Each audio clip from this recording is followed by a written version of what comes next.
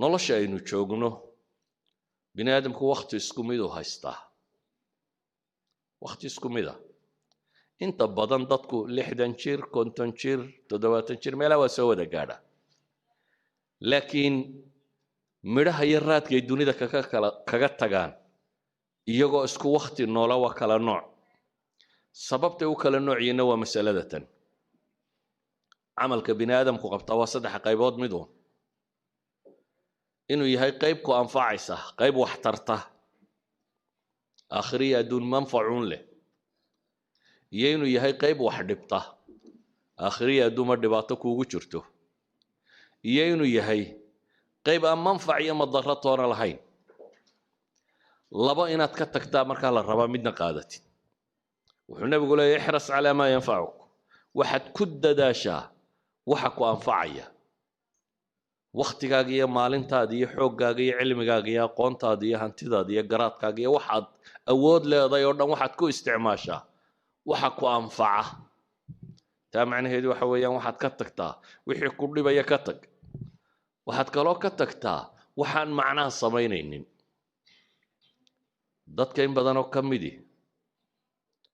waxaabay dhib ku ah waqtigoodaba marka waxay raadinayaan waxay ku dilaan waxay ku madadaashaan madadaaladu waa wuxuu rabo qofku inuu waqtigiisa ku baabi'iyo xooggiisa iyo xoolihiisa iyo caqligiisa ku baabi'iyo aan adduunkana manfac ku lahayn aakhirana manfac ku lahayn adduunna wax kama tarayso waxaan u wadaa aakhirana wax kama tarayso qofna isagu wixii dhibayay baabuu waqtigiisii ku bixiyey wax xaaraan oo aan diin ahaan ku bannaanayn oo caqiid ahaan bannaanayn oo ayuu ku bixiyey nabigu calayhi salaatu wasalaam markaa wuxuu ina leeyahay ixris calaa maa yanfacuk ku dadaal waxa ku anfacaya bitacbiiri ahli lcasri waa waxay yidhahdaan kun muntijan aw kun iijaabiyan qof wax soo saar le ahaw qof wax tara ahaw qof wanaagga qabta noqo noloshaada maalintii waxaad qabanaysaa waa inaad isweydiisaa ma manfac adduun buu kuu leeyahay mise manfac aakhiro kuu leeyahay haddaad waxa labadaa ka dhex arki weydo waa wixii lagu yidhi ka tag haddaad manfac adduun ka weydo ama manfac aakhiro ka weydo waxtar ma leh sheekada ugu badan ee soomaalidu ka sheekaysaa waxtar ma leh siyaasadda iyo qabiilka iyo reeraha iyo waxa laga sheekayo oo dhamme waxtar ma leh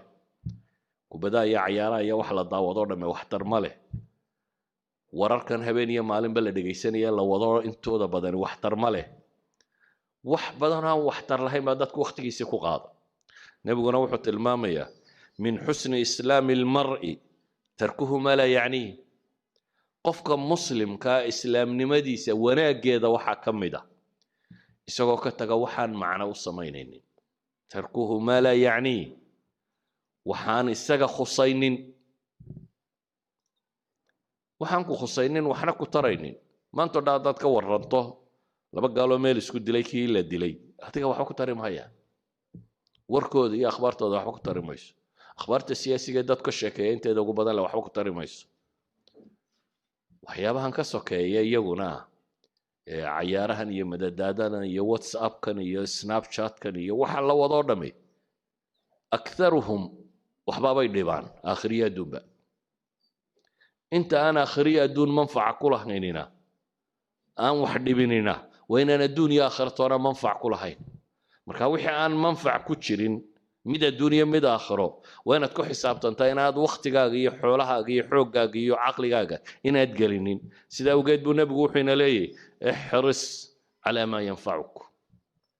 wixii ku anfacaya ku dadaal intaa kadib buu nabigu wuxuu leeyahay calayhi salaatu wasalaam wastacin billaah ilaahayna kaalmayso ilaahay kaalmayso macnaheedu waa in qofka mu'minka ahi wax kasta oo uu qabanayo ama uu ka fakarayo wuxuu rumaysan yahay inuu ilaahay gacantiisa ku jiro qofka mu'minka ee dhabta ahi quruur kuma dhaco iyo cujb isla weyni iyo anaa caqli badan iyo anaa karti badan iyo kaama rumaysana qofka muslimka wuxuu rumaysan yahay ilaahay inuu markasta u baahan yahay mar kastaba inuu ilaahay u baahan yahay saa daraaddeed baa ilaahay qur-aanka wuxuu ina baray markastoo aynu ilaahay sortaagna inaynu akhrino iyaaka nacbudu wa iyaaka nastaciin ilaahu adaanu ku caabudaynaa keligaa baanu kaa kaalmo dalbaynaa qofka muslimka ahi mar kasta baahidiisa waa qof ilaahay u bandhiga waa qof muujiya inuu yahay addoon daciifa waa qof rumaysan laa xawla walaa quwata ila billaah wuxuu rumaysan yahay waa kanzun ayuu nebigu ku tilmaamaya calayhi salaatu wasalaam cabdillaahi ibnu qays buu nebigu yidhi ma ku tusiyaa kanz min kunuuzi ljanna khasnadaad jannada ka mida makuu sheegaa faqultu balaa yaa rasuul allah haa buu yidhi ilaahay rasuulkiisiiyow xadiidka saxiixayn ku yaal nebigu wuxuu ku yidhi markaa laa xawla walaa quwata ila billah weeyaan laa xawl xeelad malihi iyo awoodtoona ilaa billaahi mooyaane ilaahay oo aan gargaarsada mooyaane anigu xawl iyo xeelad iyo quwo iyo itaal midna malihi